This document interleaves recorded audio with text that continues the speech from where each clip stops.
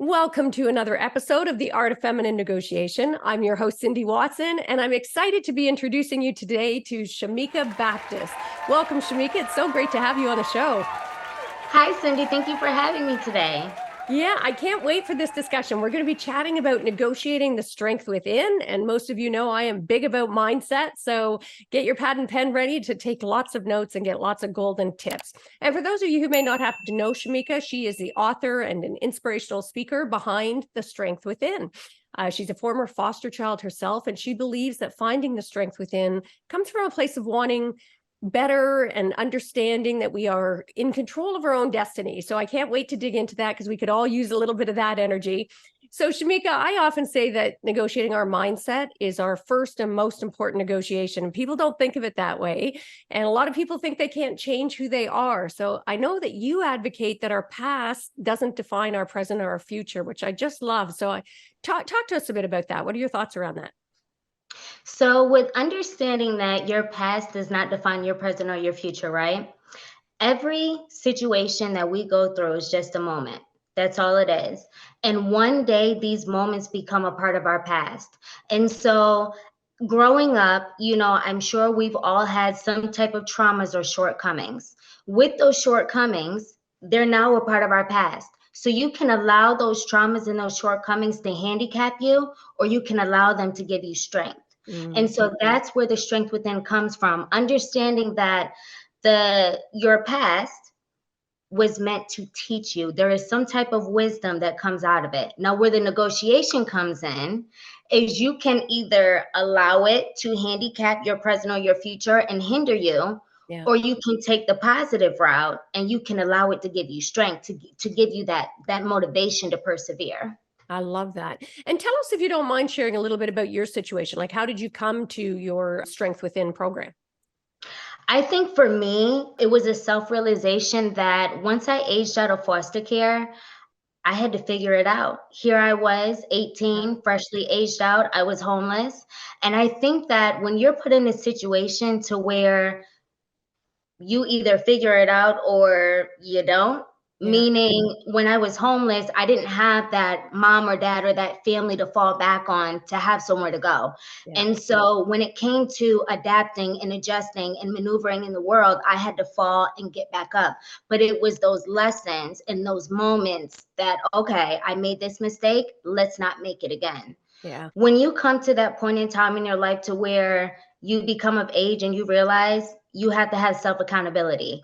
Although I was 18 and I was young, I could not blame my present situation on the way I was brought up or the way I was raised in my past. I had to have that self-accountability and say to myself, what is it that you want in life? And so from there, when you come to that realization of what it is that you want in life, and you understand that you are in control of your destiny, that's where the strength comes in. That's where the negotiation comes in, because you realize no one can affect your life but you. I love that. And as you were saying that, Shameeka, it really struck me because we're the difference between vulnerability, and we're hearing a lot about that today, versus victimhood, right? Because, when you said we all have some kind of traumas and that, and, I was in this poetry marathon last weekend and and then you're submitting the stuff that you're writing. And a few people who knew me go, oh my God, did that really happen? Like, how did you end up here coming from that? Right. So I love the point you're making, that recognizing it's a choice, but I'd love if you could speak a bit to the difference between allowing yourself to be vulnerable versus getting yourself trapped in a victim mentality. So I think vulnerability, we all are vulnerable at some point in time in our life. It's okay to be vulnerable. There's nothing wrong with that, because with vulnerability, there could come peace, there could come happiness, there could come joy. It's all about your perspective of how you view the vulnerability. If you view yourself as a victim and not a victor, you will be a victim and not a victor. You will not elevate, and you will not have the magnitude of success and peace that you deserve in life. And so when you look at it from that perspective, that's where the mindset shift comes in. That's where we have to realize at a young age, we may be a victim, but as you get older and you have those choices, you're not a victim anymore. That's where the resilience comes in. That's where the self accountability comes in. That's where to me, the greatness, Yeah. right? And Yeah. I think it's about a person's mindset, and that's how you separate the two. Yeah. It's not necessarily something that can be taught. I try to tell people this. It's either you want it or you don't. Either you see yourself as a victim or you don't. You understand that every trial and tribulation you went through was meant to give you strength, build you character, and prepare you for your path in the future. Powerful. And It I is. love that idea about choice. And you know, it's funny. I don't know that I've heard that before about you can choose to be a victim or a victor. That is a really powerful kind of message. Every time we find ourselves, and I just want to put a pin in that for our listeners, you know, when you're in that place and you're finding yourself feeling sorry for yourself, and goodness knows we all have those moments, but recognizing in that moment, hey, I have a choice. I can choose to be the victim. I can choose to be the victor. And I'd love you to speak go a bit deeper on the perspective piece, because we are terrible as humans at perspective taking, right? And the other night when they had the super blue moon, you know, one of my three kids, the middle guy, said nobody else was interested, but he said, let's go outside, Mom. And, you know, we laid out on the back deck and just looked up at this gorgeous moon, and we saw the infinite stars. And, you know, I just had that moment of, oh my God, our worst problem on our worst day is infinitesimal in the scheme of this giant universe. So it really put things in perspective for me. What's your experience around that? I always say for every negative, there is a positive. Yeah. And I wholeheartedly mean that. I live by that. I breathe that. I mean that. You can either look at the glass half full or you can look at it half empty. But when we look at it, we need to understand at least there's something in that glass, right? Yeah. And so when we look at situations, it's easy to look at the negative. Yeah. But when you sit back, you rethink, you reframe, Yeah. you have to think. And one of the things that I always thought about growing up is there is always someone out there going through something 10 times worse than Yeah. you. Yeah. And so sometimes we have to do that self-reflection and understand that part. Yeah. It's hard, but I think that if you want to do it, you will do it. And that's where a lot of times you hear people say, if you knew better, you do better. But I Mhm. believe if you want better, you will do better. You'll see the world from a positive perspective. You'll understand that it can always be worse. Yeah.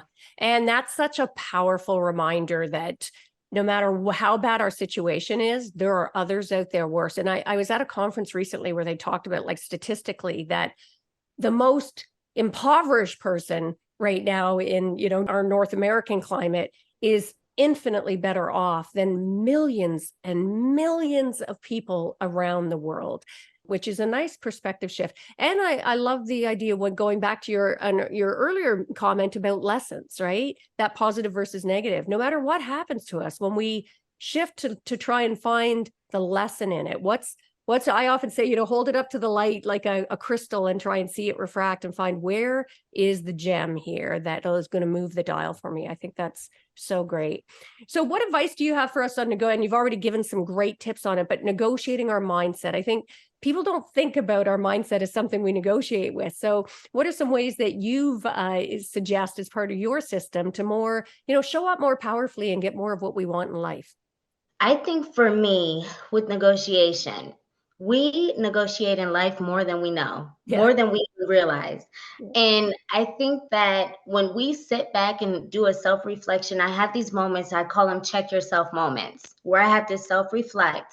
And I think if we really sat back and realized how much we negotiate on a day to day basis, then it will really click like, oh my gosh, this is easier said than done. Like, I understand what Cindy's saying. Like, we negotiate on and literally the moment we wake up, whether you have, you know, a husband, spouse, wife, children, whatever your situation is, you negotiate, right?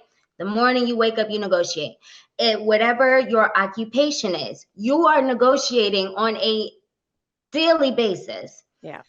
I think the negotiation where it comes to an hindrance is when we forget our value and the reason why we are standing firm in our beliefs. See, negotiation is not a bad thing. It's standing firm in your belief and what you want and what you're desiring. I think when we really dive deep in and self-reflect on what is it that we want in life, Yeah. right? When you understand what it is that you want, there is no negotiation. Yeah. If you want that house or that car for a certain price, you're not going to go above that, right? You're Mhm. going to negotiate. When it comes to a job, you're going to negotiate. Yeah. When it comes to your family, it is all about perspective of what it is you want. And when you stand firm on what it is you want, you'll realize, hey, I just negotiated. Yeah, it's so true in every aspect of our life, service providers, you name it, it's a constant negotiation. And I'm glad you mentioned value, because I think for women in particular, we often don't own our value. It's one of the things I see with my clients over and over again. We devalue, we minimize our accomplishments. So what are some tips you have for really owning your value, right? As part of that process of being able to really negotiate the strength within. How do you get that value, sense of value of yourself? I know this is going to sound crazy. I'm laughing. I'm sorry. Because honestly, my perspective is I want what I want. I'm going to get what I want. And there is no negotiation because it's on my terms. So Yeah. that's where my negotiation comes in. Yeah. When you come to a point in time in your life where you understand your value, you understand your self-worth, you know what it is that you want in life, you know the destination that you're trying to get to, you'll realize that you live life on your terms.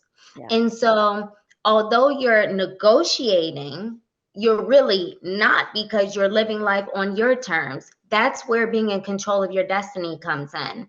Yeah. I think that understanding and knowing your value with that negotiation, the big question comes into play. What is it that you want in life? Yeah. Where is it that you're trying to go? Who is it that you want to be recognized as? Yeah. And when you understand that part, you will stand firm on your beliefs. You will stand firm on your choices in life. And even though I'm saying there's no negotiation, you actually are, because you are setting the standard. You are setting boundaries. You're setting that. And so no one can take that from you once you set the standard. I like that template. Who do I want to be? Just generally, and right now in this moment, what do I want? Like, what do I want to experience in this moment? And what do I want going forward? And again, as women, I think we often tend to put our hopes and dreams and visions on hold as we are so conditioned to be caregivers for everybody else, givers for everybody else, taking care of everybody else's needs, whether it's a partner or the kids or our parents for that matter, right? So now I know you talk a lot about cognitive reframing. So tell us a little bit about that. What do you mean by that? So with the cognitive reframing, right? This is kind of ties into, for every negative, there is a positive. When you shift your mindset, and I'm a firm believer on this, and I am a walking testimony of this. When you shift your mindset, right? Your thoughts are going to trigger your actions, which is going to trigger your reality. So if your reality is negative and you're in a depressive state, it's because you're allowing your thoughts to have an effect and an adverse effect on that, on your reality. Yeah. But when you shift your mindset and look at the positive, you're going to start walking taller, back straighter. You're going to speak with more confidence. You're going to walk with more confidence, and it's going to bring a positive reality to you. And a lot of people don't understand that. It's very easy to get caught up on the negative. That goes back to the glass being half full or half empty. With the cognitive reframing, you're not looking at it like it's half empty. You're looking at it like it's half full. Yeah. And so, again, for every negative, there's that positive. Yeah. And Beautiful. as a woman, if I might add, yes, times get busy. We get busy with family life, kids, just being, just being women. We're resilient as a whole. But you have to be mindful to take that time to yourself. I don't care what it is that you do, whatever it is that you do, you have to regroup. Yeah. And that's where you have to negotiate for yourself. Yeah. When you sit back and say, you know what? I need 30 minutes. My Yeah. phone is off. Don't call me. Don't talk to me. I don't care if you sit in the bathroom. Take that time, because that is the non-negotiable right there.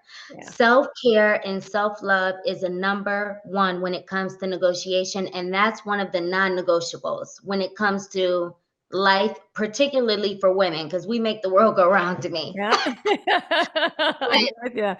You know, that part though. Yeah, so much packed in there. I'd like to unpack a little of that. That love yourself piece. I mean, it's one of the foundational items that we often ignore, right? We would never talk to our best friend the way that we allow our inner critic to talk to ourselves, right? It's just remarkable. So I love that you talk about that. I have my clients do, I call it a brag list, right? I give them a journal and I make them start by writing down 25 things that they love about themselves and then add to it every day new things. It can be qualities you have, it could be physical attributes, okay, accomplishments, whatever.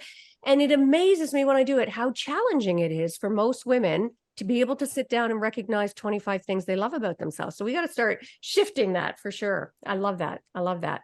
And can I ask, when did you get, like, coming from the foster care system, that can be a real challenge. So I'd love, if you don't mind sharing with us, like, when did you get this message, this awareness about this empowerment, given your background?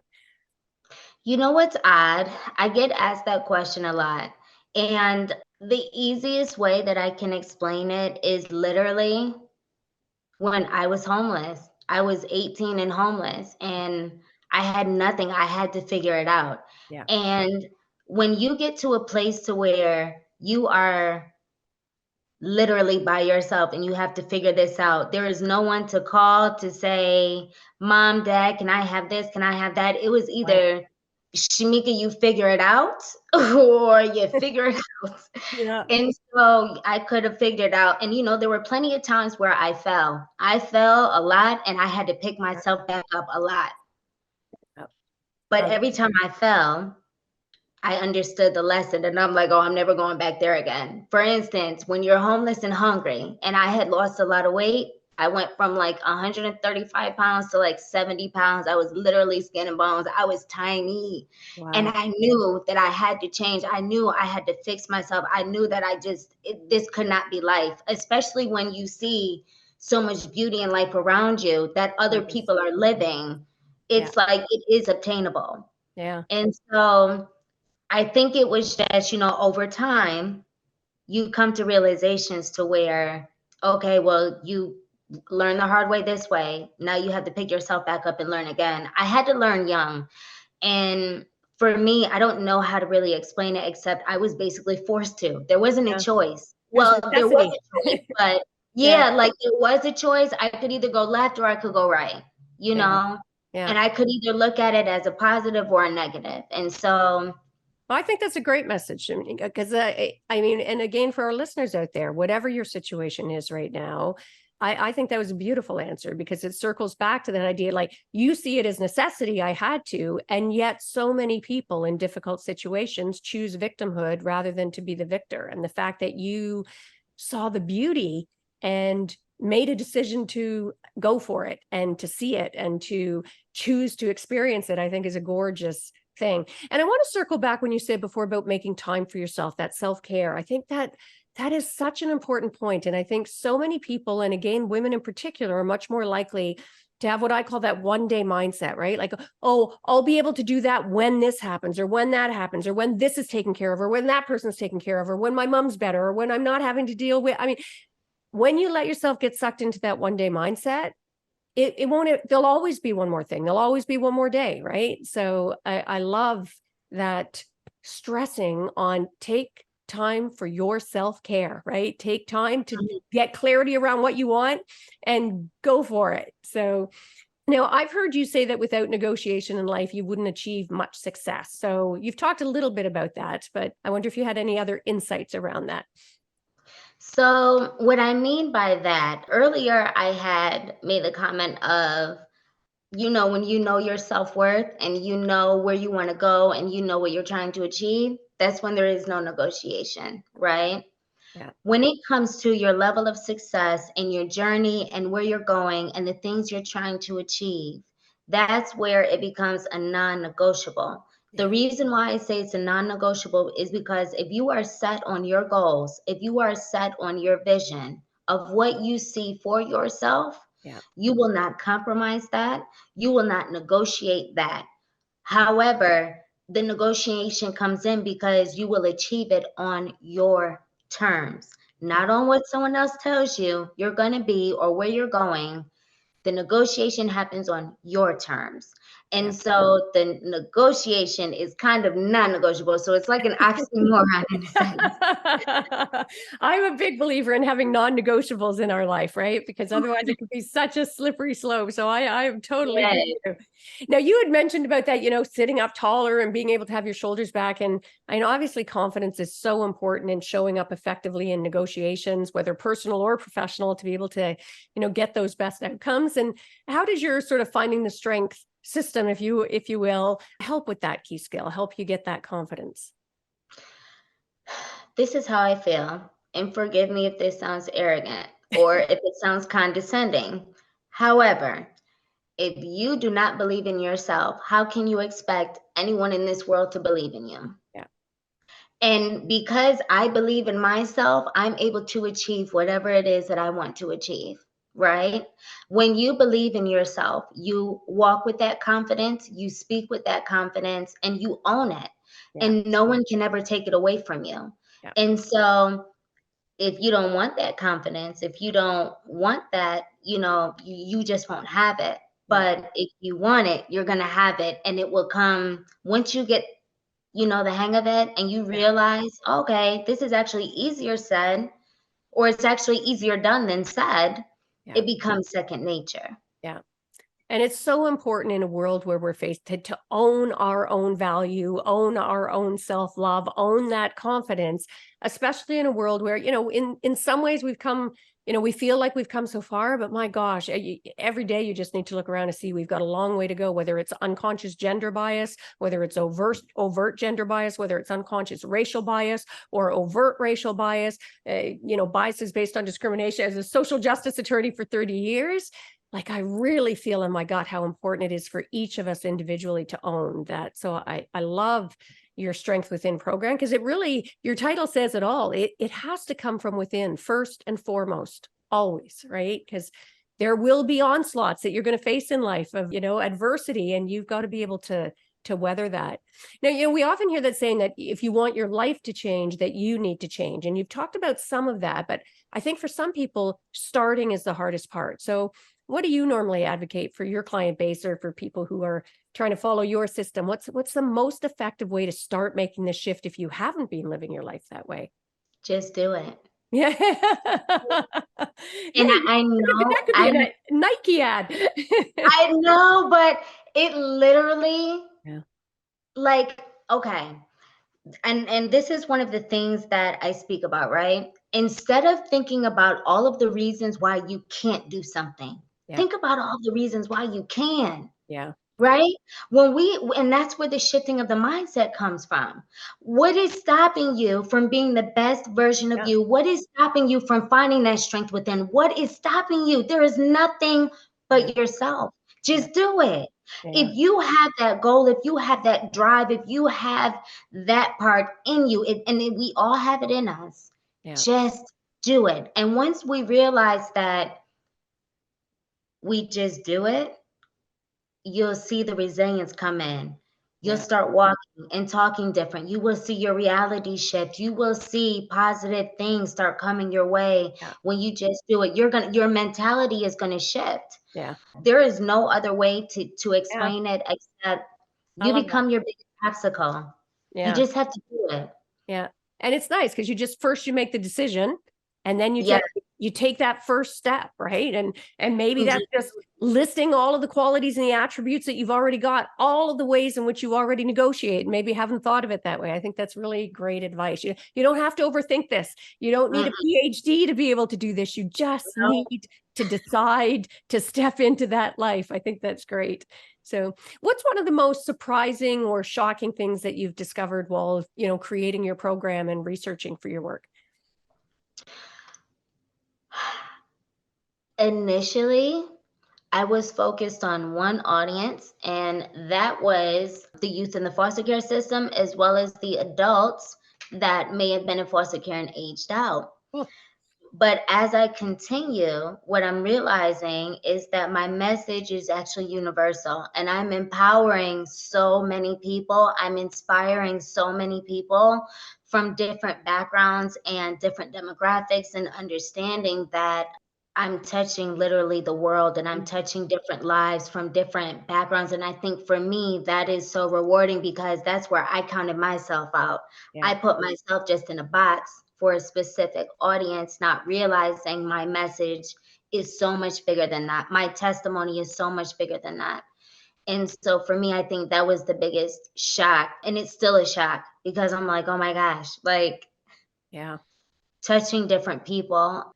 And then I think for me, the reward out of it is when I get the feedback of people start shifting their mindset, and they begin to use my techniques. And I get phone calls or emails or messages, and it's like, I tried this, and I shifted my mindset, and I wrote down my affirmations, and I realized X, Y, and Z. And I think that's the most rewarding thing. It's shocking, because I never thought, although I saw myself here, I never thought Yeah. that I'd be here. Yeah. And you're right. It is universal, right? I mean, we all, regardless of your background, we all have baggage, whether you come from the foster care system, whether you come from a low income background, frankly, even if you come from a silver spoon background, everybody assumes it's so easy, but they have baggage coming out the yin yang, right? So recognizing that we all universally need to, and imagine what a different world it would be if we all came from a place of self-love, like really at its core, right? What a different world it would, because most of the bullies, most of the power mongers, they're wounded, right? They're like wounded kids who never got over it and end up inflicting it on the world in horrible ways forever. So And I think when we get to that point, exactly touching on what you were stating, when we understand, like, it's okay and you're not alone. And that's one of the things I speak about as well, is like, we all have the traumas and shortcomings. We are not alone. As much as we think that we're alone, as much as you do have bullies or society, certain groups of society thinking or having you think that you're alone, none of us are alone whatsoever. And matter of fact, we are all in the same, box, in the same circle, however you want to look at it. We are just in different forms, and that's it. But none of us are ever truly alone. And I think that if you said something so amazing, because I really wish that more of us did realize we're not alone. And if we had outlets and, to talk about it and to be able to relate, I think more people would have more confidence, like, just something to connect with. But also, though, you have to want that connection. If you don't want that connection, it will never come to you. And it's about just talking about it. So again, kudos to you for being out there doing, and I'm so glad that we're able to have this conversation. I think the more we start talking about it openly and honestly, and from a raw place. And one thing, if you don't mind me asking, I just struck me as well, do you have any advice or tips for people who are considering, fostering a child, for example, or getting into the foster care system? Do it for the right reasons. Do it with love and compassion in your heart. I think the number one is really just do it for the right reasons. That's great. I think a lot of people foster and adopt for the wrong reasons. Yeah. I'm not saying most, I'm just saying a lot. They do. And this is not uncommon. But I think that a lot of people do it for the wrong reasons. And I think my biggest piece of advice, and really the only one, and then it has umbrellas, is do it for the right reasons. Don't do it for money. Don't do it. Some people do it just to say they have a foster kid. Oh, I'm a foster mother. Yes, but what value, what impact are you putting on this child? What tools are you instilling in them spiritually, mentally, emotionally, to build them and elevate them for when they become an adult, right? And so I think that's the biggest thing. Just do it for the right reasons, with purity in your heart. That was a beautiful answer. That was fabulous. And this has been a great conversation, Shameeka, and I love your message and the work that you do. I normally like to end by asking, what's one of the greatest mindset shifts that you've had in your life? And again, it doesn't have to be on this subject. You just, one of those moments where something shifts and it's like an aha for you about how you show up. You know what? It might sound cliche, but realizing that I'm not a victim and everything that I went through is okay. For me, all of the negative connotations that I heard growing up that I would become, it was just something in me to say, like, I'm not going to be that. Yeah. And I think that's where my strength comes from, is just, That's realizing a, that it's a pretty I'm big not. mindset shift. Yeah. That's a good one. I love that. So where can people learn more about you, Shameeka? So you can find me on Instagram. I'm not on Facebook. I'm sorry, guys. My Instagram page is the Strength Within official page. I also have my website. Please forgive me how this comes out, but I had to make it like this. I'm at www.the/strength/within.com. So that's like a minus sign. I don't know how to say them, but That's good. my Well, we'll put them in the show notes as well, so you can see it. So everybody, if you want to reach out to Shameeka, just check the show notes and you'll make sure to get there. That's and it's awesome. also on my Instagram as well. So you can get to my website from my Instagram if you'd like to visit that way as well. Perfect. Well, thanks so much. It's been a great conversation, and thank you for sharing your insights and being so open and vulnerable and dropping such great gems for all of us here today, Shameeka. Thanks. Thank you for having me, Cindy. And for our listeners, our viewers out there, I'm sure you've really enjoyed this episode and got some value out of it. Any one of these tips can be a game changer for you. So I hope you actually take action from after you have a chance to listen to this episode, and that you give the gift of sharing as well. Share this episode with somebody that you think could get value from it. And like I say, there are a bunch of nuggets here, any one of which can be a game changer in your life to help you get more of what you want and deserve, and coming from a place of self-love. So definitely share the message. Make sure to subscribe if you haven't done so already. And before we sign off, I just want to share some ways we can work together as well. If you happen to be looking to uplevel your negotiation skills so you can negotiate your best life, I've got everything from online to group to my signature one-on-one coaching and VIP mastermind programs available. Help you better leverage your innate power so you can get more of what you want and deserve. And if that sounds interesting, check it out at artoffemininenegotiation.com. And for heaven's sakes, make sure to grab the book if you haven't done that yet, Art of Feminine Negotiation. And that is a wrap for this episode. So until next time, go forth and negotiate your best life on your terms so you can stop missing out and start getting more of what you want and deserve, from the boardroom to the bedroom. Until next time, take care.